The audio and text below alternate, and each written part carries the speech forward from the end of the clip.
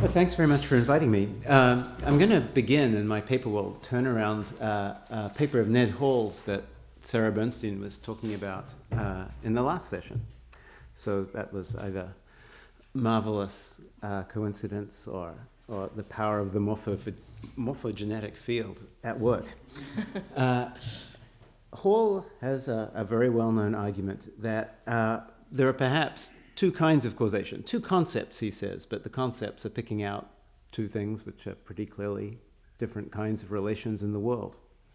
I'll begin by running through a kind of a highly edited and perhaps slightly tweaked version of the argument in just a few slides for those of you who aren't familiar with it. So the idea is you should begin by agreeing to a whole shopping list of appealing principles about causation, claims about causation that just seem to say something very important about the way causality works. Here they are. Locality, the idea, well, we also heard about this today, of course, that when causation happens, when a causal arrow goes from a cause to an effect, it has to take a route through space and time. Okay, so there's no leaping over spatiotemporal voids in causation. Intrinsicness, the idea that what makes a process causal is something to do with the things that are actually intrinsic parts of the process itself. Transitivity, okay, well, that's what transitivity is, that one thing is a cause of another, the other is a cause of something further, then the first thing is a cause of the something further also. Okay. Dependence, that is counterfactual dependence in this case, is sufficient for causation. And finally, that absences, or as they're called in this literature, omissions, can be both causes and things that are caused. Okay, so here's a little example for you. Somebody's not feeding the fish can cause their death. So something that doesn't happen, a non-feeding, can cause a death. And that non-feeding may have been caused by a blow to the head. So Gödel, as we know, murdered Schmidt. Schmidt was therefore unable to feed the fish. The non-feeding of the fish in this case seems to have been something that was caused, yet it, again, is an absence, an omission. Okay, so I didn't say anything to motivate those, and I'm not going to try to motivate them. I'll let them stand on their appeal.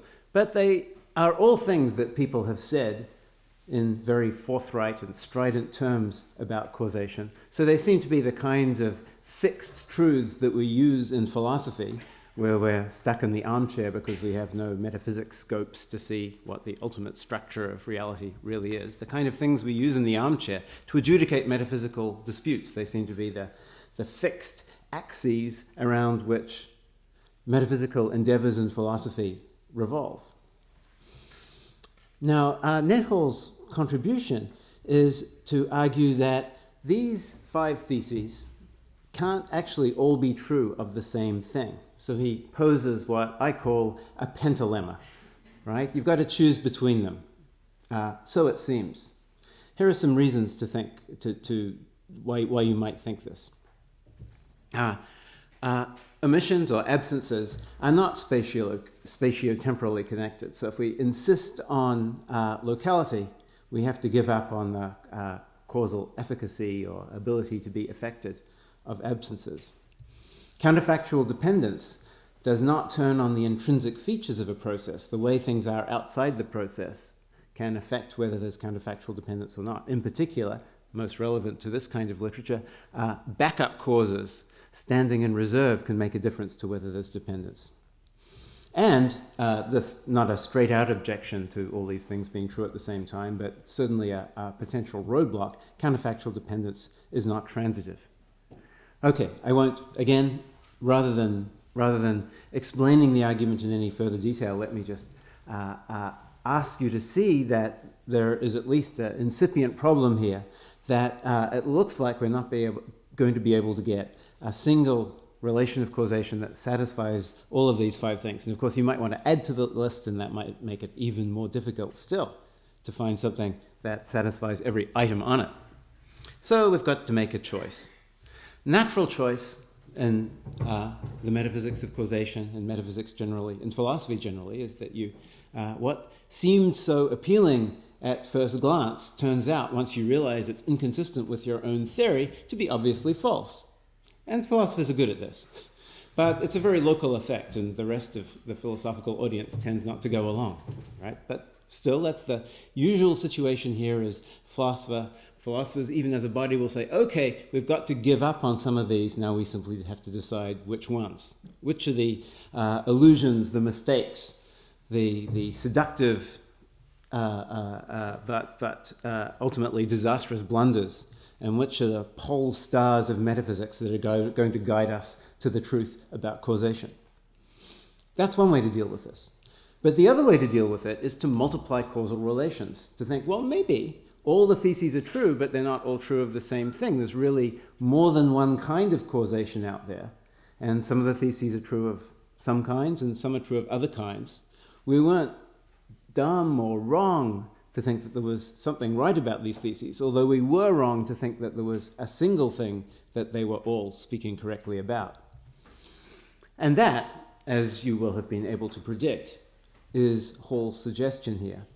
The idea is to draw a line down the middle of our causal talk, and down the middle of reality too, and say, there's two kinds in this case, the minimal solution, I suppose, the minimal multiplication of 1 is 2.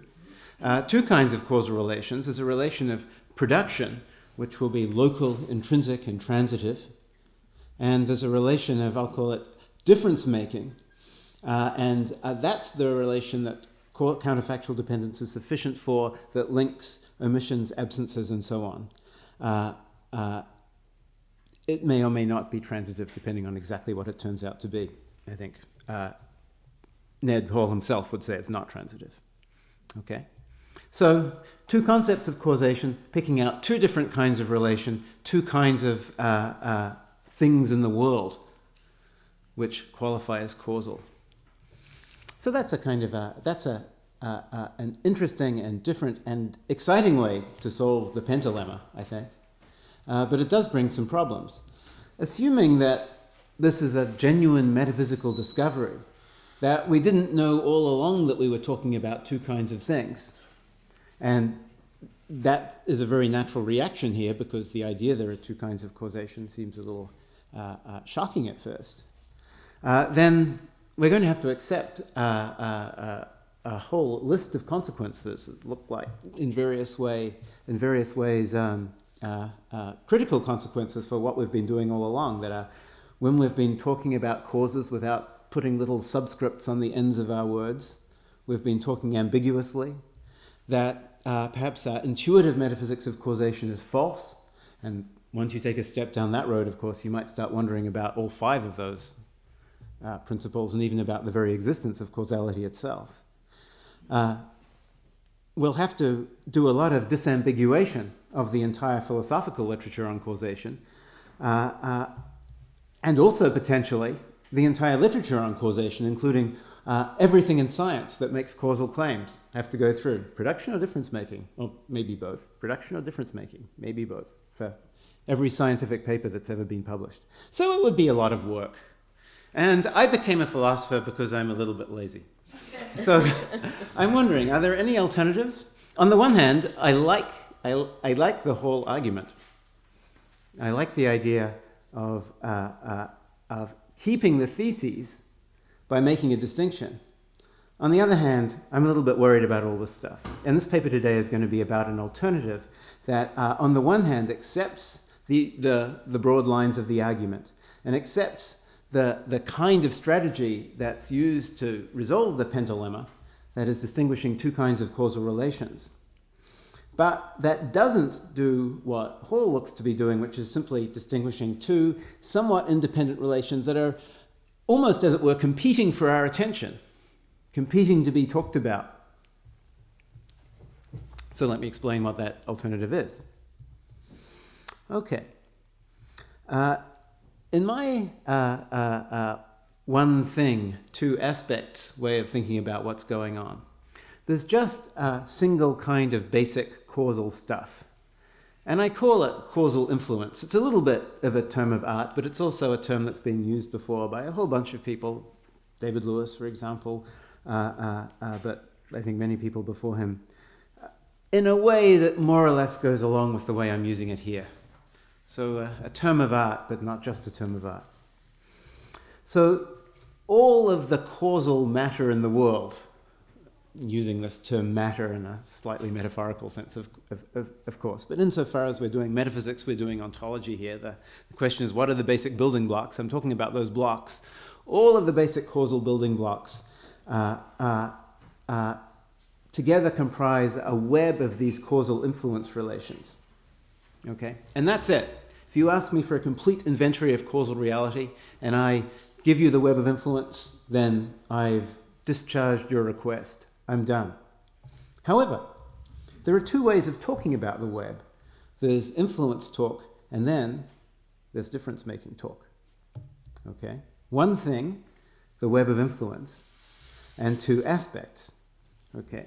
The basic stuff, influence, and this other way of talking, which is, as I put it here, a high-level or abstract way. Maybe not very high level, but higher than influence. Where we pick out certain aspects of that structure of the web. Okay, and so alongside causal influence, I want to tell you about this other thing, causal difference making, which is just my name, again a term of art, but also one that has a long history of being used in more or less this way, for this other relation that we're pointing to when we indulge in this abstract or high-level talk. Okay, so the picture is a little bit like the picture you have with, say, mass and center of mass. Okay, the basic facts when it comes to mass, just the facts that determine the distribution of mass throughout the universe. Okay, but we also have this notion of a center of mass, a somewhat more abstract notion. Claims about center of mass are made true or false simply by the basic mass facts. But often the centers of mass center of mass talk is extremely useful to us for doing physics. And often, indeed, we can start to reify a little and forget that really what we're doing all along is just talking about the basic stuff. Individuals and populations in biology, perhaps, is another example of this sort of thing. Okay. I also want to suggest, I have to admit I won't really be arguing for this today, that we've known this all along. So this is not a surprising discovery about the nature of causality. It's a distinction that's built into the way we've always thought about and talked about causality. And we make these distinctions, or at least we make these distinctions when we need to disambiguate, although, as you'll see, for the most part, our talk is about the difference-making relation, even though it's the non-basic relation. And so the presumption is that's what people mean when they make causal claims, unless there's some special context to suggest otherwise. All right, so I'm going to talk a little bit about causal influence, as I think of it, and then I'll talk some about causal difference-making. I'll come back and put them together, and that will be the one thing, two aspects theory. I'll be done for today. Causal influence. What is this bedrock on which everything is built? Well, by stipulation, in effect, influence is the fundamental causal stuff. Here's something a little bit more informative. Influence is the relation by way of which one thing has some effect on what another thing does. Okay. Now, that's not supposed to be a philosophically bulletproof definition. It's supposed to get you thinking about the kind of thing influence is. Another way to get you thinking about what I'm talking about here is to give you an example. So in Newtonian physics, I think, causal influence is just force. Okay? Gravitational force, or in the extensions of Newtonian physics, electrical force or magnetic force, and so on. Okay? So this influence is just that's the basic stuff by way of which the way things are in one place changes the way things are in another. In modern physics, well, we don't really know, the facts aren't in about modern physics yet, but potential is one starting place if you want to think about the appropriate analogy, the appropriate story about what influence is in the physics we have now on our plates. Once we figure out how gravity figures all into it, we'll be able to say something a bit more definitive, I hope. Okay, so let me continue with the Newtonian case, because at least there we know what theory we're dealing with. The idea is that there's a causal influence relation for every component force. Or maybe I should say, at least this is how we read the physics, naturally. Okay, we ordinary human beings. Okay, there are philosophers of physics who think maybe we shouldn't read it that way, but this is how we naturally think about it. So we think there's one of these causal relations in this case, given in Newtonian gravitational theory, for every pair of bits of mass, whatever the fundamental carrier of mass is. Okay, two particles or whatever, each having a bit of mass, they're influencing one another at all times. And that's true for all pairs in the universe at any time. Okay, so it's a very prolific thing, this causal influence. There's a lot of it. If you had to draw the web of influence, it would take you a long time, even for something fairly simple. And in fact, it would barely even look like a web at all. Your paper would be so densely filled in. The web is really just a metaphor here for a very, very dense set of relations, a denseness on the order of the continuum. Okay, so yes, you say, but what actually is causal influence? And my strategy is not to tell you. Or rather, I don't see myself as somebody who has a particular story about the metaphysics of causal influence. There's a whole lot of ways you might go. You might give a kind of a regularity theory where you identify influence with a certain kind of nomological dependence and then do the metaphysics of laws in a regularity-based way. You might give a kind of a process view of causal influence. I think, in fact, this is the natural territory for process views of causation. What they really are is theories of causal influence. Okay, so whether it's marked transmission or conserved quantity or what. You might even give a counterfactual theory. I don't think this is quite the right way to go, but it's certainly an idea that could be developed. If you were going to do that, it would have to be counterfactual dependence between what Hempel called concrete events, maximally fine-grained events individuated by all of the intrinsic features of the pockets of space-time where they unfold. Okay, so the short story here is there's really, I left out, of course, there's always the primitive theory. There's just fact of the matter about which things influence what.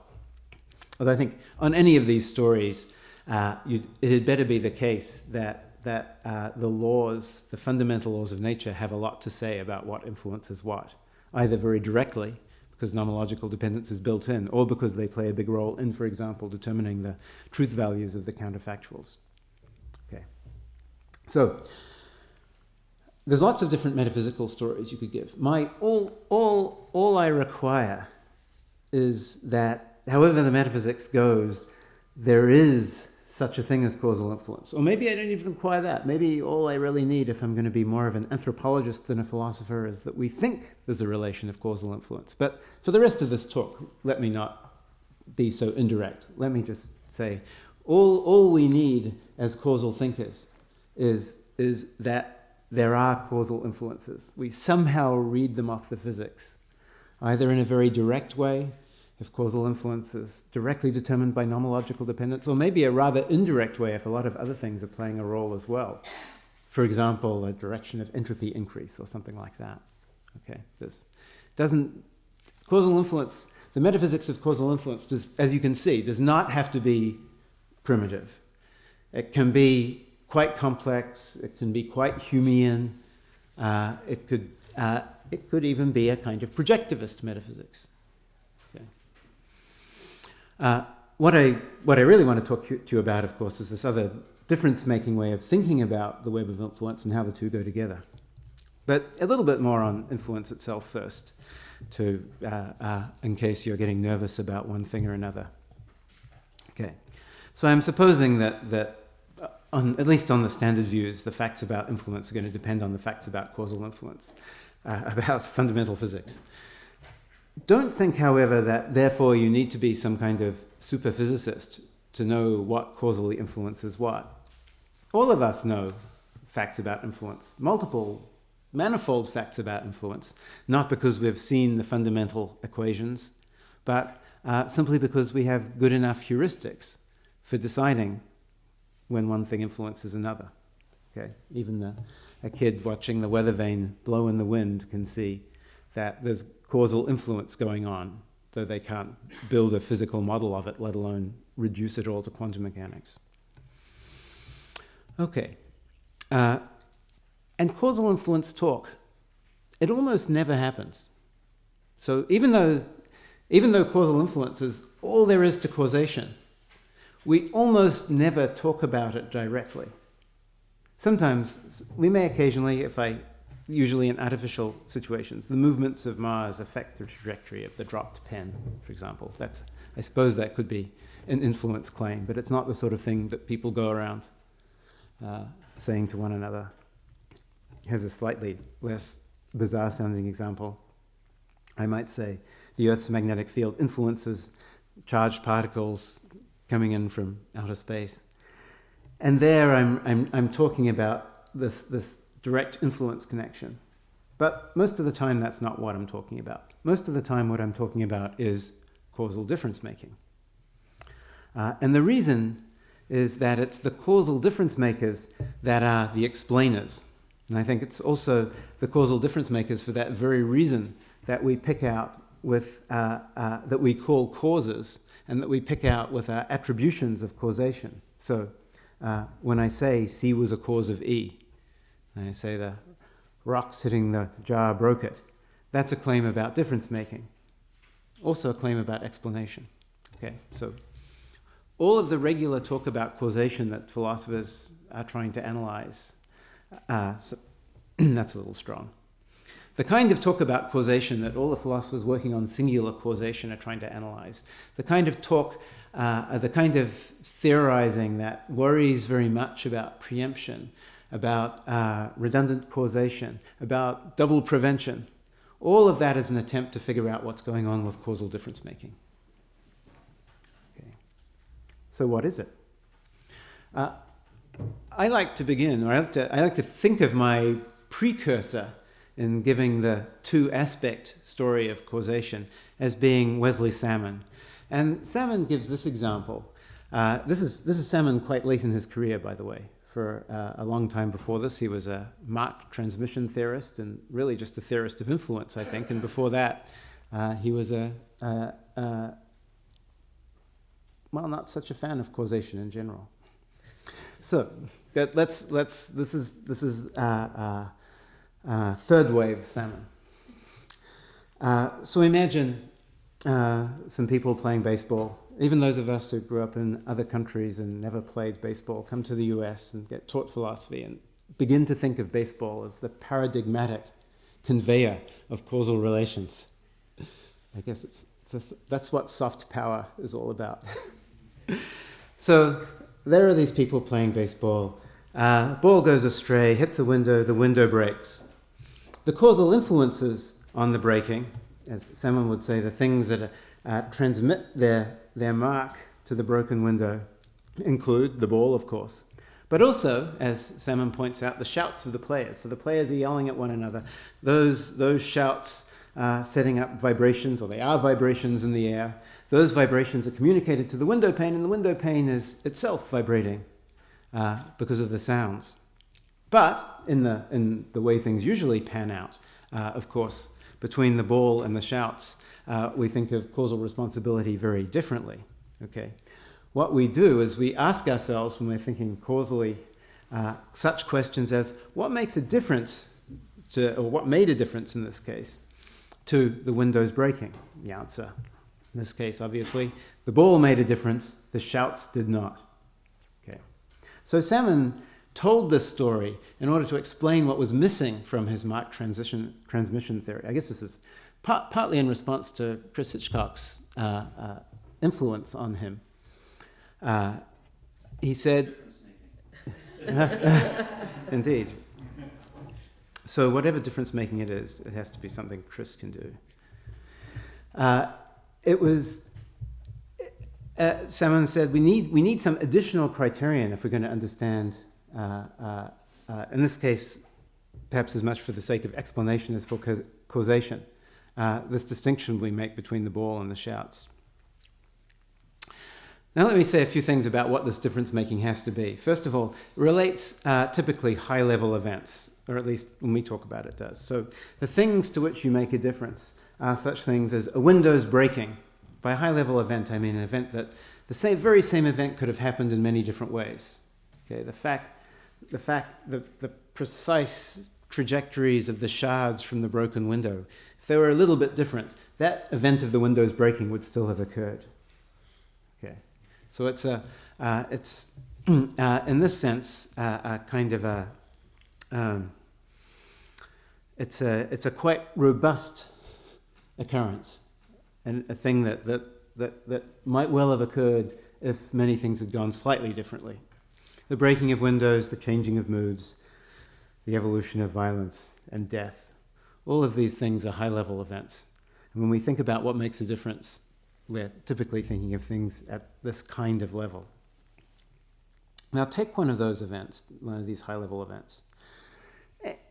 Any influence, or maybe almost any influence, causal influence on that event, will determine to some degree, maybe a very, very, very tiny degree, how the event occurs, how it unfolds, exactly which direction those shards take as the window shatters.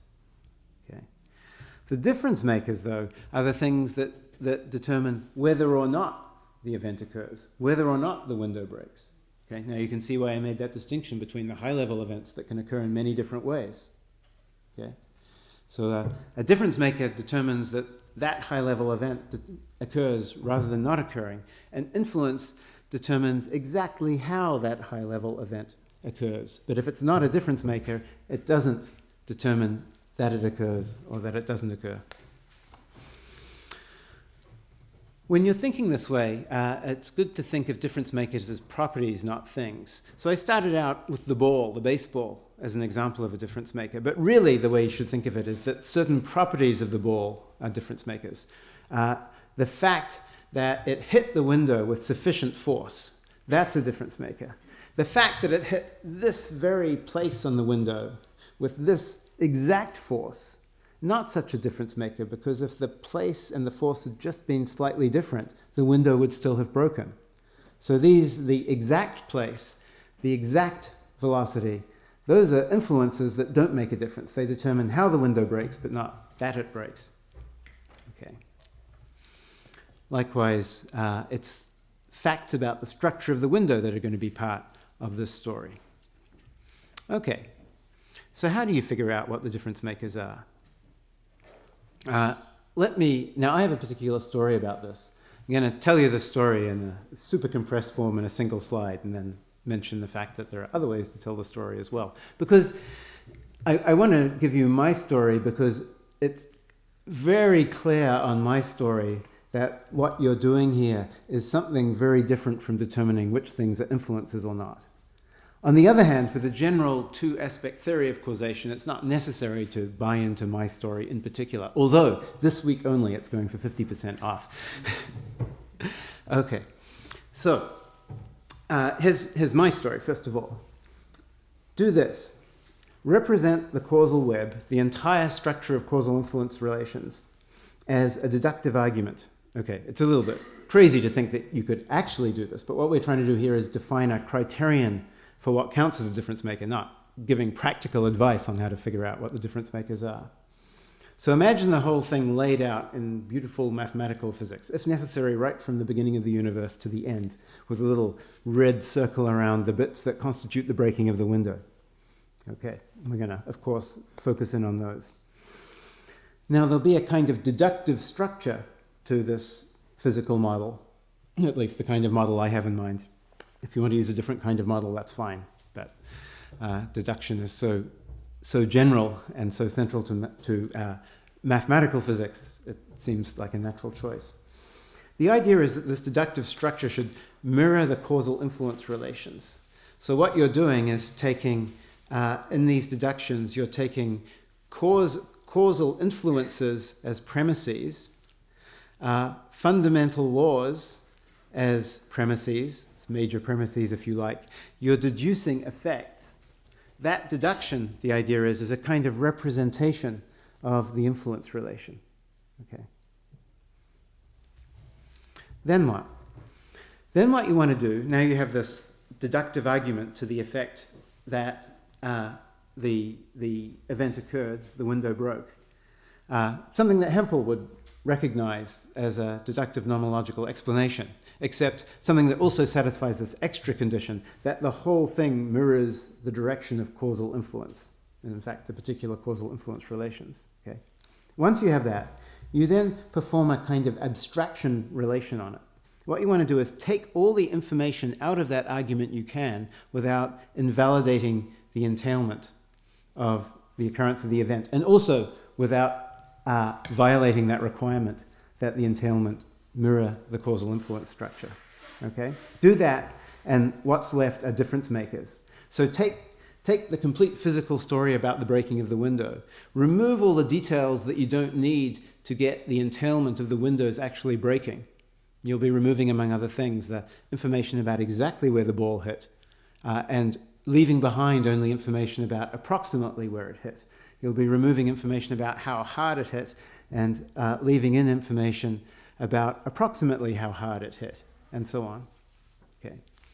What you're left with then is a rather abstract or high-level description of the process. That's the description that picks out properties that are difference makers. Actually, it won't necessarily pick out all the difference makers. You may have to repeat a few times to get them all, but it will give you only difference makers. Okay. In this simple case, it either spells them all out or at least implies what they are. Okay. Now, I foreshadowed this a moment ago. I think this is a definition of what it is to be a difference maker. It's not advice to the scientist. We have lots of tests for difference making that we use. What we're testing for is satisfaction of this definition. We don't have to use the definition to do the test. In particular, nobody is ever going to sit down and write out the complete physical story about why something occurred. And in fact, we really don't have the resources to complete or the specification of the initial conditions for infinitely many significant figures after the decimal point. So we're well advised not to do it that way. But if we can see the story is going to come out in a certain way, we're pretty good at this. Okay, now, as I mentioned, there are other ways of thinking about difference making. There's probabilistic relevance, for example. This is Salmon's route to deciding it was the ball and not the shouts of the ball players that were the difference makers. Okay, I think you can construct various kinds of counterfactual dependence tests, including, for example, there's a kind of way of adapting the interventionist apparatus to pick out difference makers here. Notice, though, that although people have given probabilistic relevance accounts of causation and, of course, counterfactual dependence accounts of causation, what the apparatus is doing here is not taking non-causal facts and telling you which are the causes. Rather, they're taking fundamental level causal facts, the causal influence facts, and telling you which of those facts are difference makers. So it's not a metaphysics of causation in the sense that it tells you what the fundamental stuff of causation is. Although it is in some sense, a metaphysics of the high-level difference-making relation. It's telling you when you have certain difference-making relations, given what foundations. So, we can distinguish alongside the causal web, the web of influence, fundamental causal reality, the various networks of high-level difference-making. Okay, these are going to be compared to the web relatively sparse, okay, or at least relatively simple, which is not to say they'll actually be simple. There'll be different networks for different levels of description. Okay, there'll be for the breaking of the window, there'll be one network of difference makers, but then there'll be a slightly more detailed network of difference makers for a slightly more detailed event of the windows breaking dramatically, say. Okay, that network will have to include in the details that made a difference between a dramatic shattering and a simple, quiet falling apart. Okay, so there'll be many, many layers, just as there are many layers of high-level event. There's the the very concrete event. There's the event of the window breaking dramatically. There's the event of the window breaking. There's the event of something breaking. There's the event of something happening. For each of these different levels of description, there may well be different layers of difference making. So the network makes up, as it were, in its multiplicity of layers for what it lacks, what the web has in terms of denseness of causal connections. All right. So now you should be beginning to see the relation between these two kinds of causal relations. A lot of things, a lot of exciting parts of the philosophy of causation, I think, only come along with the introduction of difference making. So if we just did the philosophy of the building blocks of causation, if we just did the philosophy of influence, if all we cared about were coming up with philosophical theories that captured the connectivity of the web, there's a lot of issues that a lot of problems we simply wouldn't have to solve. Okay, we wouldn't have to say anything about high-level causation, about whether something counts as something that influences the window actually counts as a cause of the window, of course. I don't think whole practice of giving singular causal claims, C was a cause of E, that's all about difference making. Here is some more esoteric stuff. I started thinking about this stuff not because I was set out to be a thinker about causation or a metaphysician of anything at all, but because I was interested in scientific explanation. I think with this notion of high-level difference-making come a whole suite of explanatory practices which abstract away from what's going on causally to a greater degree, while still functioning precisely because they tell you something about the fundamental level causal goings-on.